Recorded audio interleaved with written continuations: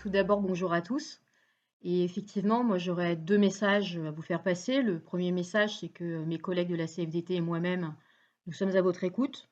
On sait que cette période est difficile, que certains d'entre vous avez des proches qui sont atteints notamment par cette maladie. Et il y a aussi beaucoup d'inquiétudes de la part des salariés. Donc, effectivement, dans un climat très anxiogène, on souhaite vous rappeler que vous n'êtes pas isolés, il ne faut pas le rester si vous l'êtes, et on est là pour vous.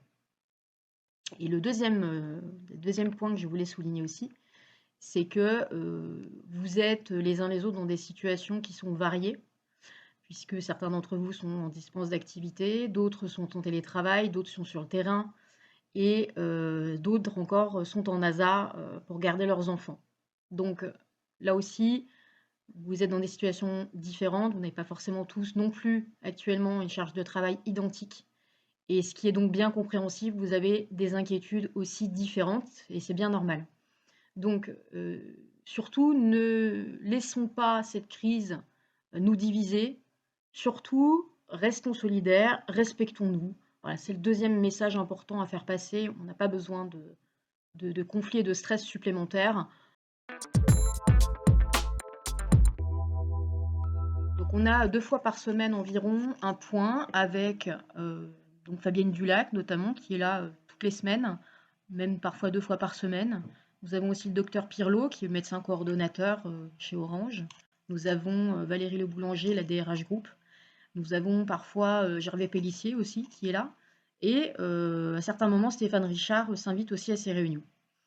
Donc dans le temps imparti pendant ces réunions, les organisations syndicales peuvent poser des questions, les questions qui nous semblent les plus urgentes et les plus fondamentales à poser. Ces questions qu'on leur pose, ce sont des questions qui nous sont remontées en permanence par les représentants CFDT. Les représentants CFDT qui sont présents dans vos entités, qui vous accompagnent au quotidien. Et bien sûr, en fonction aussi de vos métiers, vous savez bien que les problématiques ne sont pas les mêmes. Ce qu'il faut aussi vous dire, c'est que dans les premiers jours qui ont suivi le confinement, bien sûr, l'urgence pour les organisations syndicales, déjà, ça a été la prévention face au Covid-19. Alors pourquoi est-ce que les organisations syndicales sont si attachées à ce que ces mesures de prévention soient respectées? Tout simplement parce que le dirigeant d'une entreprise, s'il fait courir un risque connu aux salariés et qu'il ne leur donne pas les équipements nécessaires pour se protéger face à un risque connu et identifié, il encourt des sanctions pénales. Donc c'est dans son intérêt aussi de pouvoir protéger l'ensemble des collègues de la meilleure façon possible. La première façon de prévenir un risque, c'est notamment d'enlever ce risque. Par exemple, quand on estime qu'on n'a pas les équipements nécessaires pour pouvoir protéger correctement les salariés et par exemple les faire travailler en boutique, la première solution envisagée, c'est effectivement de fermer les boutiques. Il y a aussi d'autres systèmes, notamment pousser un maximum pour le télétravail. Vous l'avez compris, pendant ces premières semaines, on avait beaucoup de collègues parmi vous qui n'étaient pas en capacité jusqu'alors de faire du télétravail. Eh bien, là aussi, pour éviter le contact avec d'autres personnes, on a nous poussé pour que vous puissiez être un maximum à pouvoir télétravailler, même ceux qui d'habitude ne pouvaient pas le faire. Ensuite, il y a effectivement une deuxième catégorie, c'est la catégorie des personnes pour lesquelles on ne peut pas ni arrêter tout bonnement l'activité, ni les mettre en télétravail.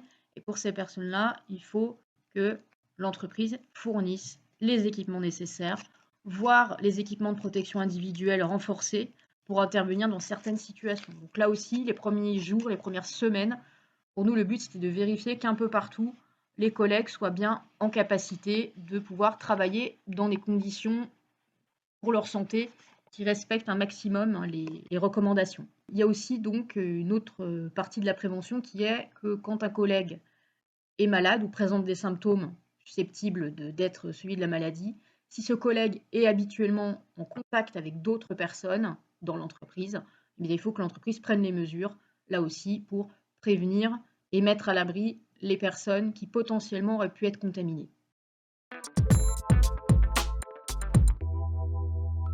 Ensuite, il y a d'autres échanges qui ont lieu en parallèle, hein, avec la direction pendant cette période de confinement.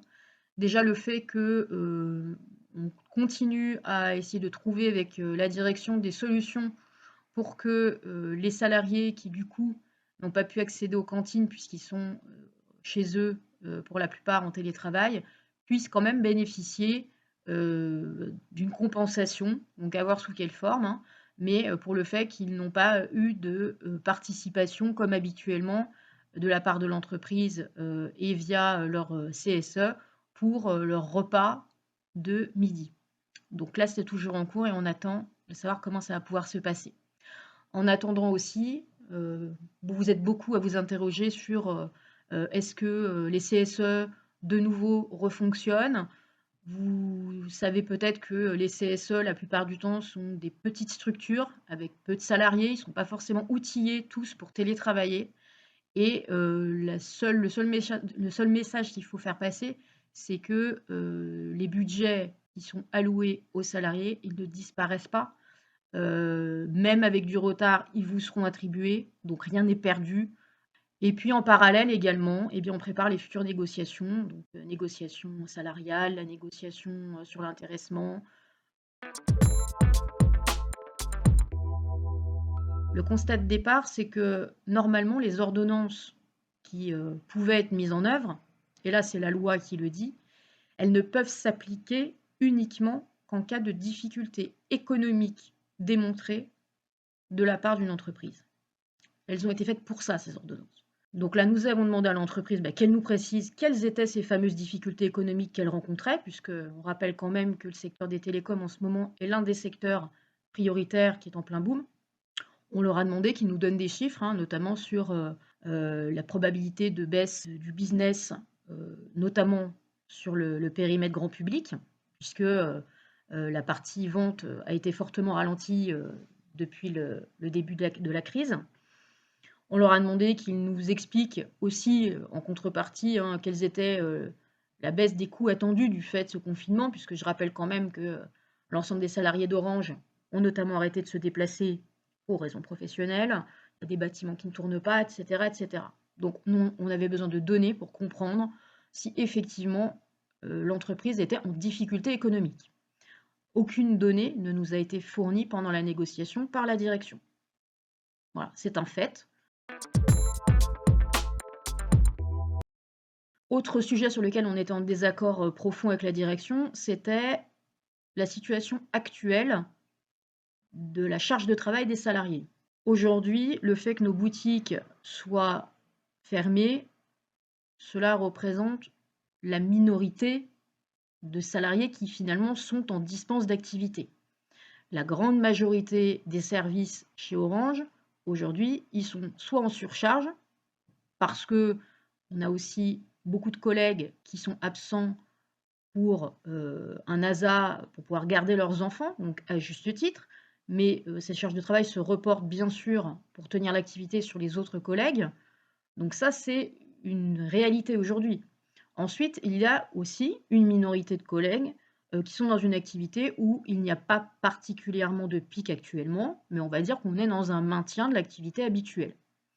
Bref, l'entreprise n'a pas considéré que nous étions pourtant dans une phase où il y avait une surcharge de travail.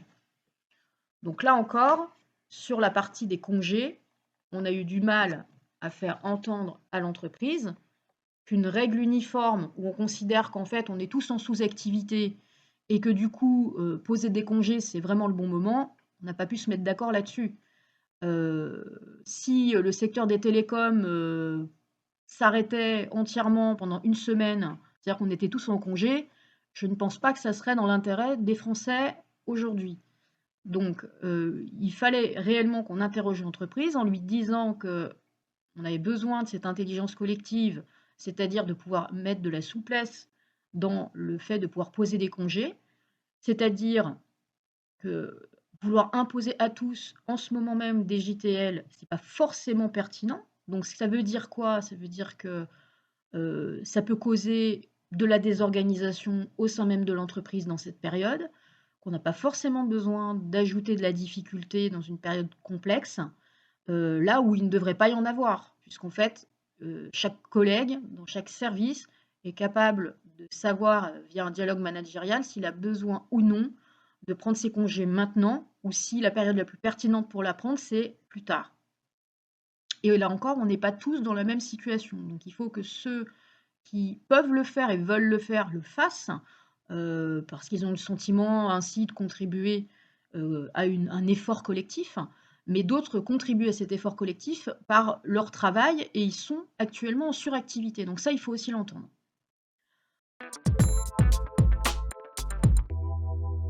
Donc cette décision unilatérale, aujourd'hui, il y a, on va dire, 3 grands volets. Il y a la partie des JTL. On avait demandé, nous, de la souplesse, notamment pour allonger la date limite de pose des congés et des JTL. On avait demandé aussi de la souplesse pour le compte épargne-temps, tout simplement pour éviter effectivement que des collègues soient dans l'obligation de poser leurs congés de façon urgente alors que ce n'est pas le bon moment, mais qu'ils puissent le faire à un moment où l'activité le permettra, et donc pour cela de rallonger cette fameuse période pendant laquelle les congés sont encore valables. Donc c'était une proposition qu'on a faite qui n'a pas été entendue.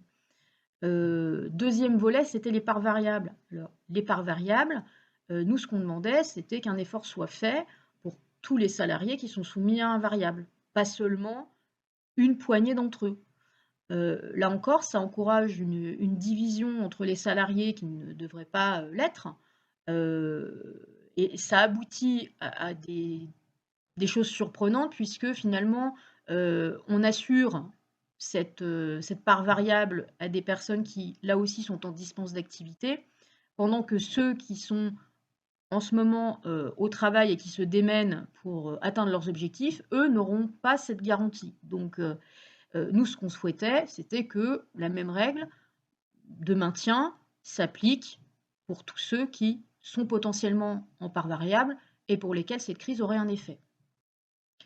Sur la partie prime, là aussi, l'entreprise, au départ, voulait nous imposer moins de bénéficiaires que ce qu'elle a finalement décidé lundi, même si on entend que pour certains, ce n'est pas encore assez. Il faut quand même aussi se rappeler que nos héros du réseau, ce sont malheureusement ceux qui aujourd'hui ont les plus bas salaires dans l'entreprise.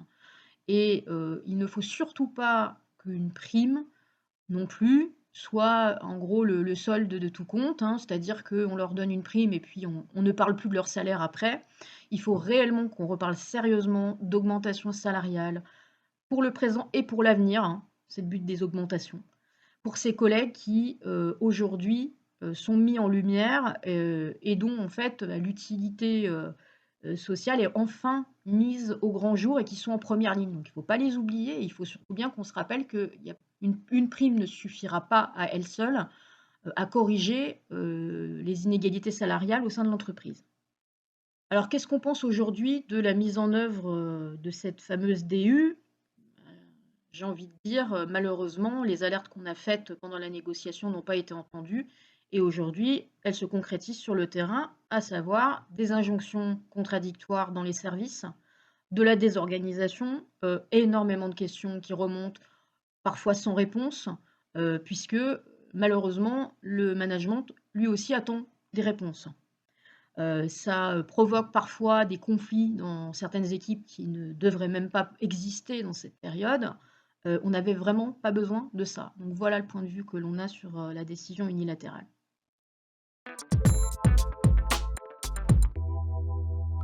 Alors pour parler un petit peu effectivement de l'avenir et de l'après, pour l'instant, nous, ce qu'on demande, hein, c'est que notamment les plans de reprise de l'activité, ils soient discutés au plus près du terrain. Tout ne se décide pas comme là, ça a été le cas au national. Il faut qu'on prenne bien conscience que c'est seulement petit à petit et peut-être même région par région que le déconfinement se fera. Toutes les activités ne vont pas reprendre de la même façon du jour au lendemain.